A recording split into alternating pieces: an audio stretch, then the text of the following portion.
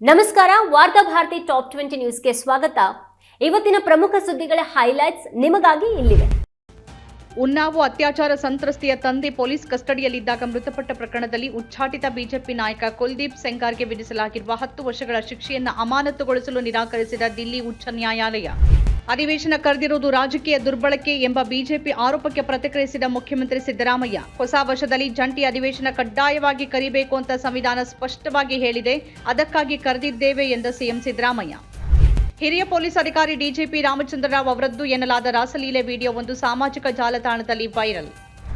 ಬೆಳಗಾವಿಯ ಮಚ್ಚೆ ಗ್ರಾಮದಲ್ಲಿ ಜನವರಿ 18ರಂದು ನಡೆದ ಅಖಂಡ ಹಿಂದೂ ಸಮ್ಮೇಳನದ ವೇಳೆ ವ್ಯಕ್ತವಾದ ಪ್ರಚೋದನಕಾರಿ ಭಾಷಣ ಹಾಗೂ ವರ್ತನೆ, ಹರ್ಷಿತಾ ಠಾಕೂರ್ ಸೇರಿದಂತೆ 7 ಮಂದಿ ವಿರುದ್ಧ ಮಚ್ಚೆ ಪೊಲೀಸ್ ಠಾಣೆಯಲ್ಲಿ ಪ್ರಕರಣ ದಾಖಲು. ಬಸ್ಸಿನಲ್ಲಿ ಮಹಿಳೆಯೊಂದಿಗೆ ಅನುಚಿತವಾಗಿ ವರ್ತಿಸಿದ ಆರೋಪಕ್ಕೆ ಸಂಬಂಧಪಟ್ಟಂತೆ ವಿಡಿಯೋ ಸಾಮಾಜಿಕ ಮಾಧ್ಯಮಗಳಲ್ಲಿ ವ್ಯಾಪಕವಾಗಿ ಹರಿದಾಡಿದ ಬೆನ್ನಲ್ಲೇ 42 ವರ್ಷದ ವ್ಯಕ್ತಿಯೊಬ್ಬರು ತಮ್ಮ ಮನೆಯಲ್ಲಿ ನೇಣು ಬಿಗಿದುಕೊಂಡ ಸ್ಥಿತಿಯಲ್ಲಿ ಪತ್ತೆ. ಕೇರಳದ ಕೋಝಿಕೋಡ್ ಎನ್ನುವಲ್ಲಿ ನಡೆದ ಘಟನೆ.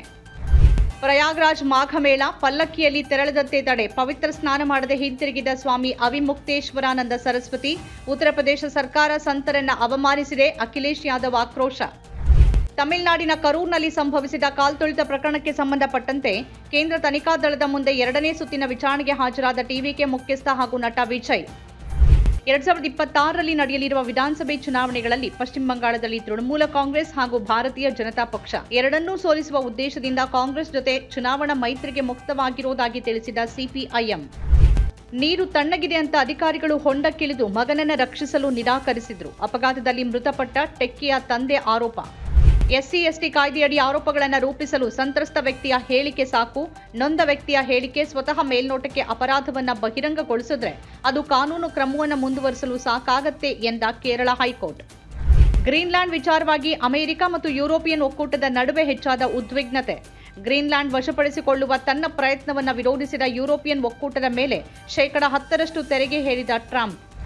ಕೆಟ್ಟು ನಿಂತಿದ್ದ ಲಾರಿಗೆ ವೇಗವಾಗಿ ಬಂದು ಗುದ್ದಿದ ಕಾರು. ಹಿಂಬದಿಯಲ್ಲಿ ಬಂದಿದ್ದ ಕಂಟೇನರ್ ಲಾರಿಯೊಂದು ಆ ಕಾರಿಗೆ ಡಿಕ್ಕಿ ಹೊಡೆದ ಪರಿಣಾಮ ಕಾರಿನ ಚಾಲಕ ಸ್ಥಳದಲ್ಲೇ ಮೃತ್ಯು. ಬೀದರ್ ಜಿಲ್ಲೆಯ ಬಸವಕಲ್ಯಾಣ ತಾಲೂಕಿನ ರಾಜೇಶ್ವರ್ ಗ್ರಾಮದ ಬಳಿಯ NH65 ಹೆದ್ದಾರಿಯಲ್ಲಿ ನಡೆದ ಘಟನೆ. ಅಕ್ಕಿ ಮಿಲ್ಲಿನಲ್ಲಿ ಭತ್ತದ ಬೊಬ್ಬೆ ತೆಗೆಯುವ ವೇಳೆ ಆಕಸ್ಮಿಕವಾಗಿ ಬಿಸಿ ನೀರಿಗೆ ಬಿದ್ದು ಮಹಿಳೆಯೊಬ್ಬರು ಮೃತ್ಯು. ಉಡುಪಿಯ ಬಂಟಕಲ್ಲು ಸಡಂಬೈಲು ಎಂಬಲ್ಲಿ ನಡೆದ ಘಟನೆ. ಮುಖ್ಯಮಂತ್ರಿಗಳು ವಿಷಯಾಂತರ ಮಾಡ್ತಿರೋದು ಸರಿಯಲ್ಲ, ಬಳ್ಳಾರಿಯ ಪ್ರಕರಣವನ್ನ ಸಿಬಿಐಗೆ ಕೊಡೋಕೆ ಯಾಕೆ ಹಿಂದೇಟು ಹಾಕ್ತಾರೆ ಅಂತ ಪ್ರಶ್ನಿಸಿದ ಶಾಸಕ ಜನಾರ್ದನ್ ರೆಡ್ಡಿ. ಹರಿಹರದ ಬಿಜೆಪಿ ಶಾಸಕ ಬಿಪಿ ಹರೀಶ್ ವಿರುದ್ಧ ಸುಳ್ಳು ಜಾತಿ ನಿಂದನೆ ಪ್ರಕರಣ ದಾಖಲಿಸಲಾಗಿದೆ ಅಂತ ಆರೋಪ. ಬಿಜೆಪಿ ಕಾರ್ಯಕರ್ತರಿಂದ ಗ್ರಾಮಾಂತರ ಪೊಲೀಸ್ ಠಾಣೆಗೆ ಮುತ್ತಿಗೆ ಹಾಕಿ ಆಕ್ರೋಶ. ಪ್ರಕರಣವನ್ನ ಕೂಡಲೇ ರದ್ದುಪಡಿಸಬೇಕು ಅಂತ ಒತ್ತಾಯ. ರಾಜಸ್ಥಾನದಲ್ಲಿ ನಡೆಯುತ್ತಿರುವ 2ನೇ ಹಂತದ ಮತದಾರರ ವಿಶೇಷ ಸಮಗ್ರ ಪರಿಷ್ಕರಣೆ ಅಂದರೆ SIR ಸಂದರ್ಭದಲ್ಲಿ ಬಿಜೆಪಿ ಹೊರತಾಗಿ ಇತರೆ ಪಕ್ಷಗಳನ್ನು ಬೆಂಬಲಿಸುವ ಮತದಾರರ ಹೆಸರುಗಳನ್ನು ಪಟ್ಟಿಯಿಂದ ತೆಗೆದುಹಾಕುವ ಮೂಲಕ ಭಾರೀ ಪಿತೂರಿ ನಡೆದಿದೆ ಅಂತ ಆರೋಪಿಸಿದ ಕಾಂಗ್ರೆಸ್. ದಾವೋಸ್ ಕೋಸ್ಟರ್ಸ್ನಲ್ಲಿ ಇದೇ 19ರಿಂದ 23ರವರೆಗೆ ನಡೆಯಲಿರುವ ವಿಶ್ವ ಆರ್ಥಿಕ ವೇದಿಕೆಯ ವಾರ್ಷಿಕ ಸಮಾವೇಶದಲ್ಲಿ ಭಾಗಿಯಾಗೋಕೆ ಸ್ವಿಟ್ಜರ್ಲೆಂಡ್ಗೆ ಹೊರಟ ಕೈಗಾರಿಕಾ ಸಚಿವ ಎಂಬಿ ಪಾಟೀಲ್ ಅವರ ನೇತೃತ್ವದ ನಿಯೋಗ.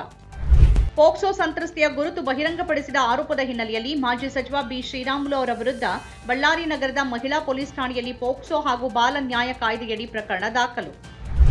ಜಾರ್ಖಂಡ್ನ ಲತೇಹಾರ್ ಜಿಲ್ಲೆಯಲ್ಲಿ ವಿವಾಹ ಕಾರ್ಯಕ್ರಮಕ್ಕೆ ತೆರಳುತ್ತಾ ಇದ್ದ ಬಸ್ ಪಲ್ಟಿ, 5 ಮಹಿಳೆಯರು ಸೇರಿದಂತೆ ಕನಿಷ್ಠ 9 ಮಂದಿ ಮೃತ್ಯು, 80ಕ್ಕೂ ಹೆಚ್ಚು ಜನರಿಗೆ ಗಾಯ. ಸ್ಪೇನ್ನ ದಕ್ಷಿಣ ಭಾಗದ ಅಂದಲೂಸಿಯಾ ಪ್ರದೇಶದಲ್ಲಿ 2 ಹೈಸ್ಪೀಡ್ ರೈಲುಗಳು ಮುಖಾಮುಖಿ ಡಿಕ್ಕಿ ಹೊಡೆದ ಪರಿಣಾಮ 21 ಮಂದಿ ಸಾವು, 70ಕ್ಕೂ ಹೆಚ್ಚು ಮಂದಿಗೆ ಗಾಯ.